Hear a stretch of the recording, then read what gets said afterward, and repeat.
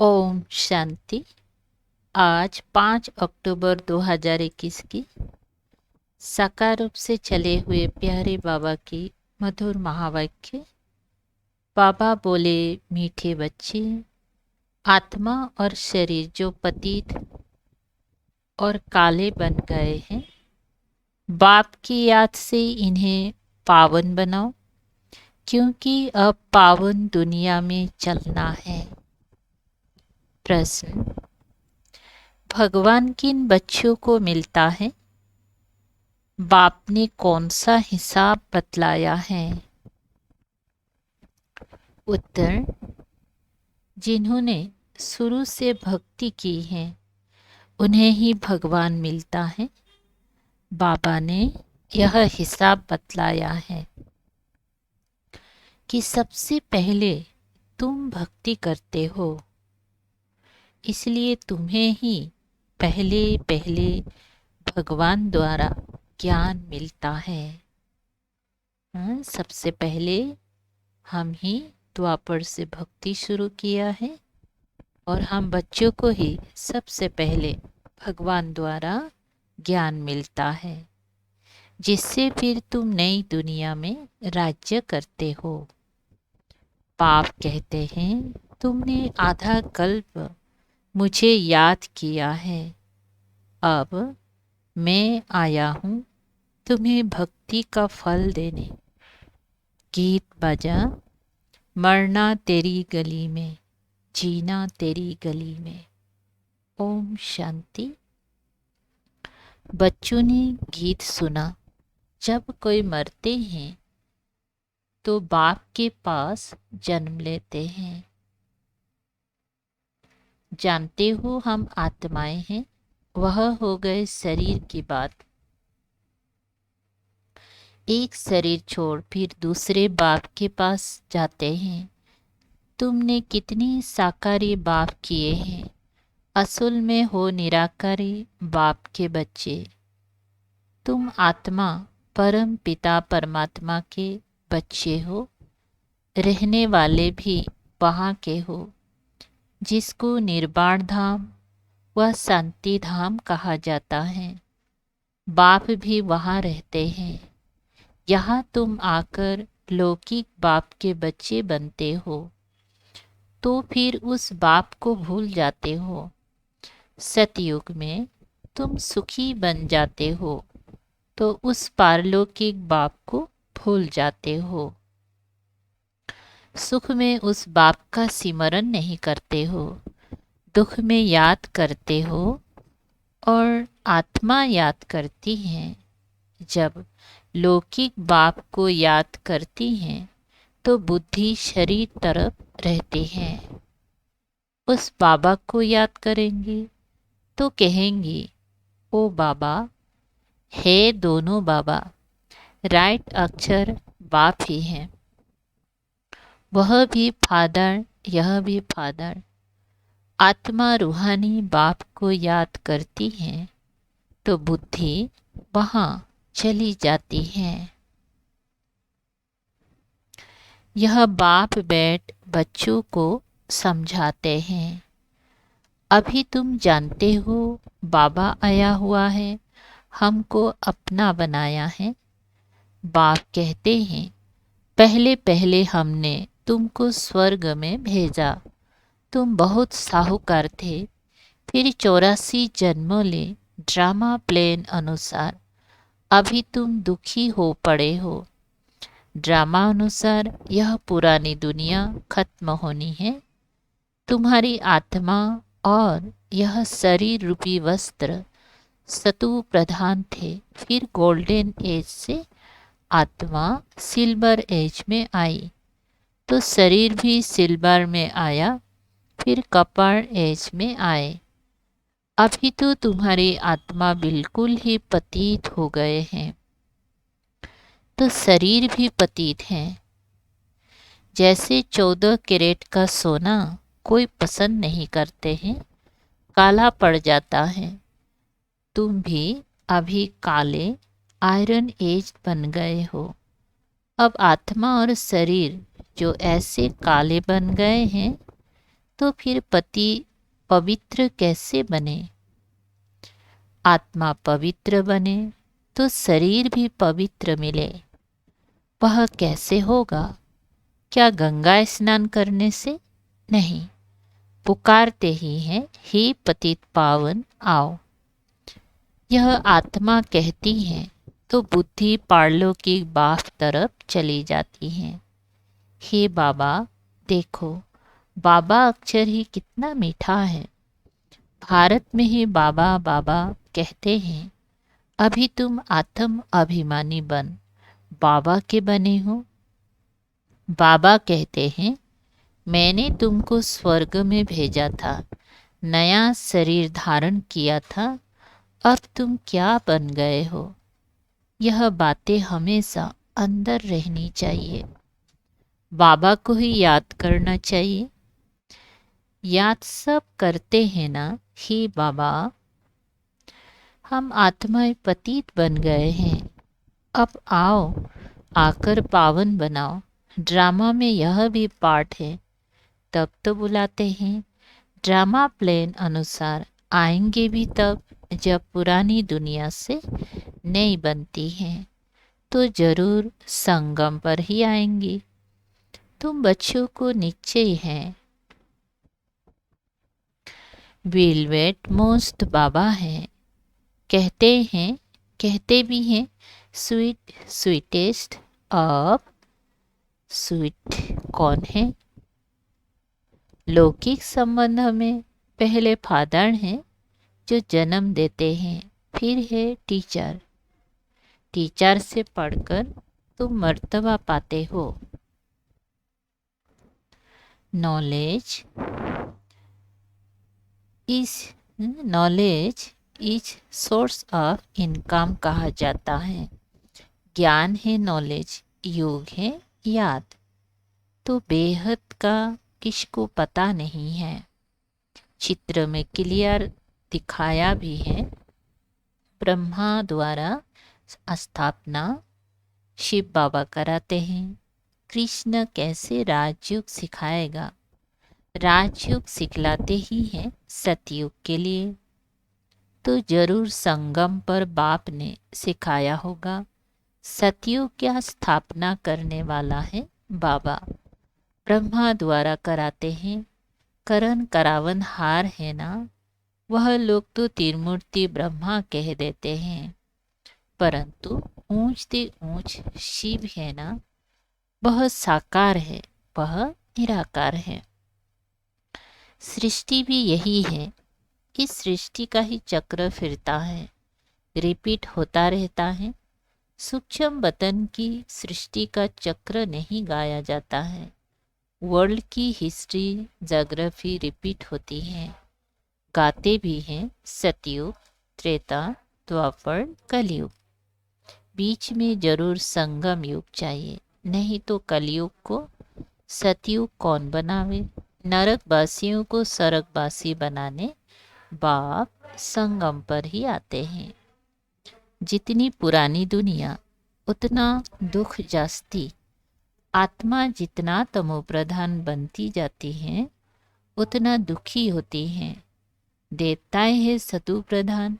यह तो highest authority God fatherly government है। साथ में धर्मराज भी हैं। बाप कहते हैं तुम शिवालय में रहने वाले थे, अब है वैश्यालय। तुम पावन थे, अब पतित बने हो। तो कहते हो हम तो पापी हैं। आत्मा कहती है मुझ निर्गुण हारे में कोई गुण नहीं। कोई भी देवता के मंदिर में जाएंगे तो उनके आगे ऐसे कहेंगे। कहना चाहिए बाप के आगे। उसको छोड़ ब्रदर्स को लगते हैं। यह देवता ब्रदर्स ठहरे ना। ब्रदर्स से तो कुछ मिलना नहीं है। भाइयों की पूजा करते करते नीचे गिरते आए हैं। अब तुम बच्चे जानते हो बाप आया हुआ है, उससे हमको वर्षा मिलता है।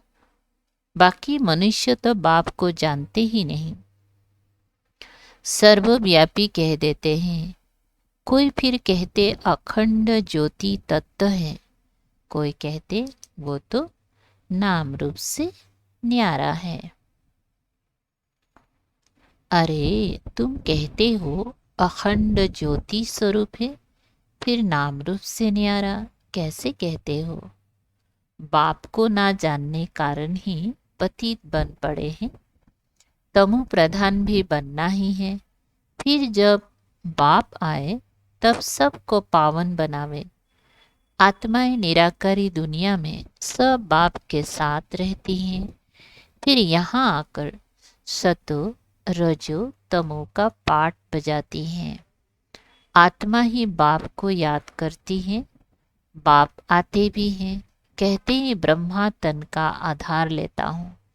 यह है भाग्यशाली रथ, बिगर आत्मा रथ थोड़े ही होता है। कहते हैं भागीरथ ने गंगा लाई। अब यह बात तो हो नहीं सकती, परंतु कुछ भी समझते नहीं कि हम कहते क्या है। अभी तुम बच्चों को समझाया है, यह है ज्ञान बरसा। इससे क्या होता है? पतित से पावन बनते हैं। गंगा जमुना तो सतयुग में भी होती हैं। कहते हैं कृष्ण जमुना के कंठे पर खेल पाल करते हैं। ऐसी कोई बातें है नहीं। वह तो सतयुग का प्रिंस है, उसकी बहुत संभाल से पालना होती है, क्योंकि फूल है ना।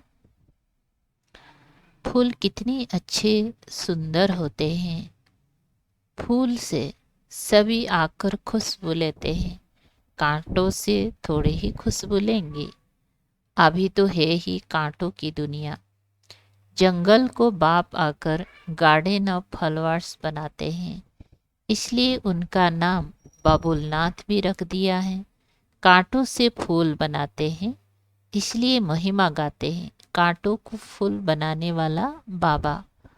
अब तुम बच्चों का बाप के साथ कितना लाभ होना चाहिए। अभी तुम जानते हो हम बेहद के बाप के बने हैं। अभी तुम्हारा संबंध उनसे भी है तो लौकिक से भी है। पारलौकिक बाप को याद करने से तुम पावन बनेंगे। आत्मा जानती है वह हमारा लौकिक बाप और यह पारलौकिक बाप है। भक्ति मार्ग में भी आत्मा जानती है वह हमारा लौकिक बाप और यह गॉड फादर। अविनाशी बाप को याद करते हैं। वह बाप कब आकर हेवन स्थापन करते हैं यह किसी को पता नहीं है। बाप आते ही हैं पतितों को पावन बनाने, तो जरूर संगम पर आएंगे। शास्त्र में तो कल्प की आयु लाखों बरस लिखकर मनुष्यों को बिल्कुल घोर अंधियारा में डाल दिया है। कहते हैं जो बहुत भक्ति करते हैं उन्हें भगवान मिलता है, तो सबसे जास्ती भक्ति करने वाले को जरूर पहले मिलना चाहिए। बाप ने हिसाब भी बतलाया है। सबसे पहले भक्ति तुम करते हो, तुमको ही पहले पहले भगवान द्वारा ज्ञान मिलना चाहिए, जो फिर तुम ही नई दुनिया में राज्य करो। बेहद का बाप तुम बच्चों को ज्ञान दे रहे हैं, इसमें तकलीफ की कोई बात नहीं है। बाप कहते हैं तुमने आधा कल्प याद किया, सुख में कोई याद करते ही नहीं। अंत में जब दुखी हो जाते हैं तब हम आकर सुखी बनाते हैं। अभी तुम बहुत बड़े आदमी बनते हो। चीफ मिनिस्टर, प्राइम मिनिस्टर आदि के बंगले कितनी फर्स्ट क्लास होते हैं। सारा फर्नीचर ऐसे फर्स्ट क्लास होगा। तुम तो कितनी बड़े आदमी देवता बनते हो। देवी गुण वाला देवी गुण वाले देवता स्वर्ग के मालिक बनते हो। वहाँ तुम्हारे लिए महल भी हीरो जवाहर के होते हैं। वहाँ तुम्हारा फर्नीचर सोने जड़ित का फर्स्ट क्लास होगा। यह है रुद्र ज्ञान यज्ञ। शिव को रुद्र भी कहते हैं।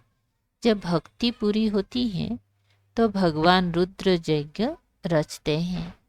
सतयुग में यज्ञ अथवा भक्ति की बात ही नहीं।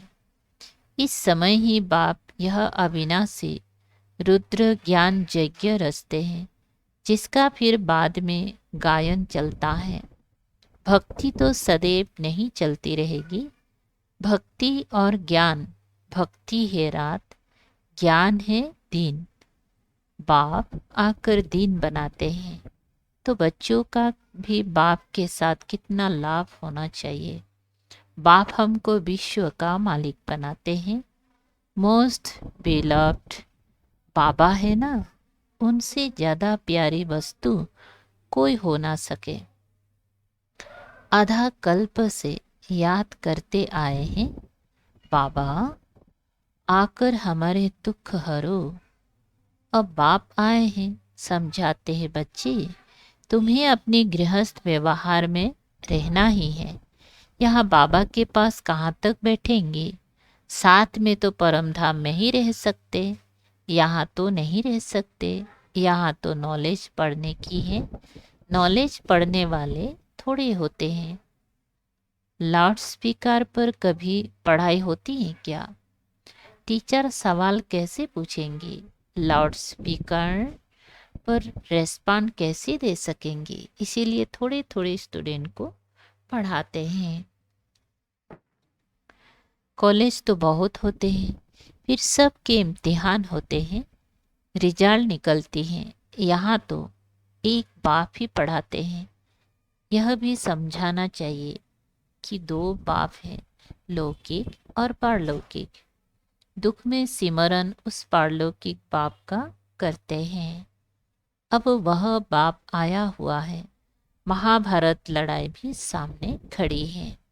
वह समझते हैं महाभारत लड़ाई में कृष्ण आया, ये तो हो ना सके, बेचारे मुझे हुए हैं, फिर भी कृष्ण कृष्ण करते रहते हैं। अब मोस्ट बिलव्ड शिव भी हैं तो कृष्ण भी हैं, परंतु वो है निराकार, वह है साकार। निराकार बाप सभी आत्माओं का बाप है दोनों मोस्ट बिलव्ड। कृष्ण भी विश्व का मालिक है ना।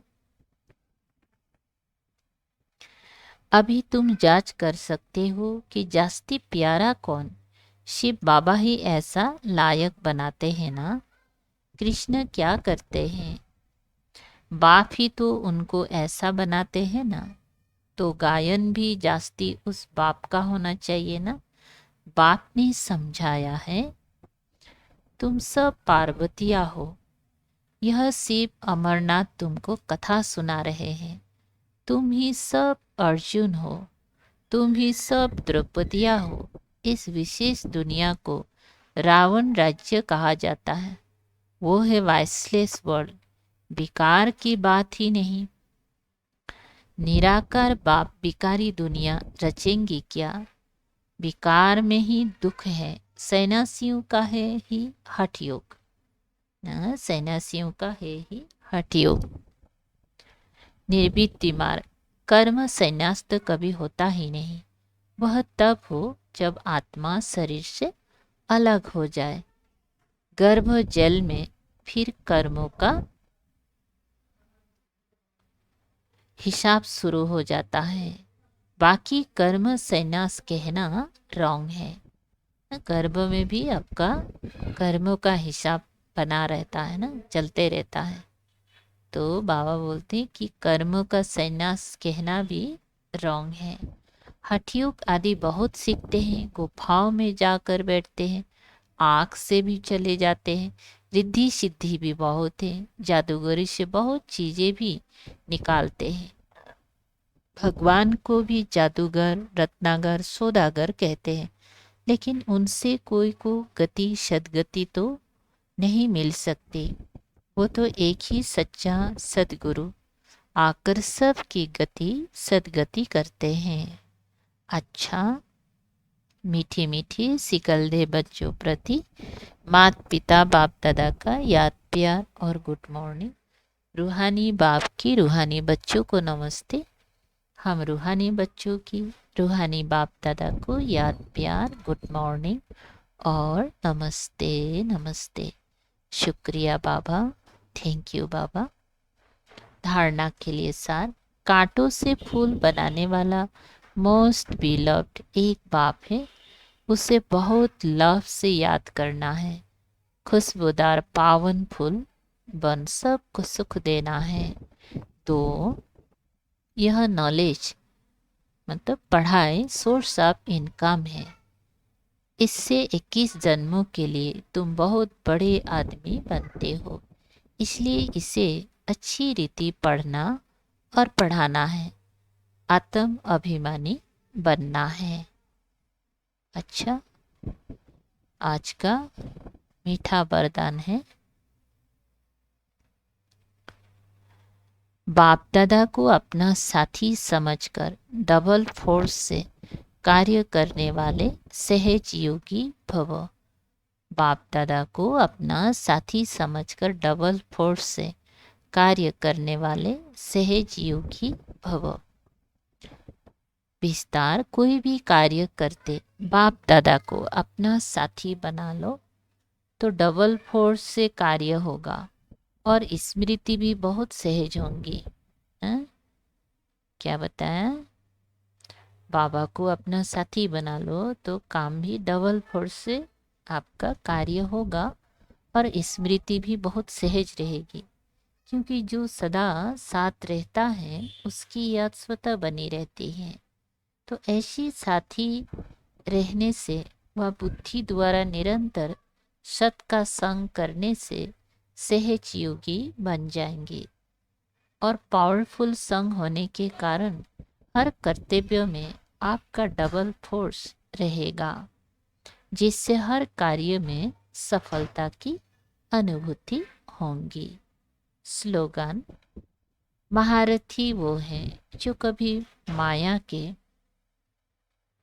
प्रभाव में परवश ना हो। क्या बताया? महारथी वो है जो कभी माया के प्रभाव में परवश ना हो। अच्छा, ओम शांति। शुक्रिया बाबा।